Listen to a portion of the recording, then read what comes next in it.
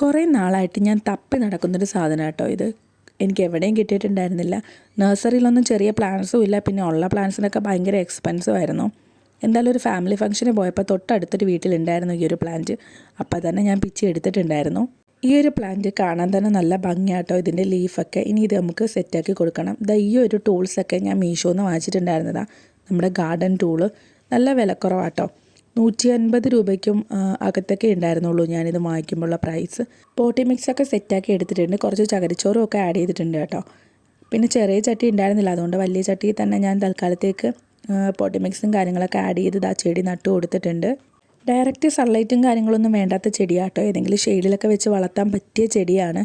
ഓവറായിട്ട് സൺലൈറ്റും കാര്യങ്ങളൊക്കെ അടിച്ചാൽ ചെടി നശിച്ചു പോവും. ആദ്യം എൻ്റെ ലീഫൊക്കെ 1-2 ഇങ്ങനെ നശിച്ചു പോയിട്ടുണ്ടായിരുന്നു. ഇപ്പോൾ പക്ഷേ നല്ല സെറ്റായിട്ട് വളർന്നു വരുന്നുണ്ട് കേട്ടോ. അതുകൂടാതെ ഒരു നഴ്സറിയിൽ നിന്ന് വാങ്ങിയ പ്ലാന്റ് ആട്ടോ ഇത്.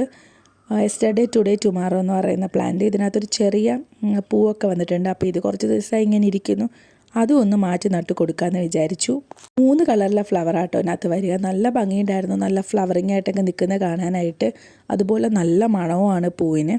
ഈ പ്ലാന്റ്സിൻ്റെ കെയറിങ് എനിക്ക് വലിയ കാര്യമായിട്ട് അറിയില്ല കേട്ടോ. എന്തായാലും 2 പ്ലാന്റ്സും ഞാൻ സെറ്റ് ചെയ്തിട്ടുണ്ട്. അപ്പോൾ ഇനി എങ്ങനെയാണ് ഇതിൻ്റെ ഗ്രോത്തും കാര്യങ്ങളൊന്നും നമുക്ക് നോക്കാം. അപ്പോൾ ഓക്കെ, നാളെ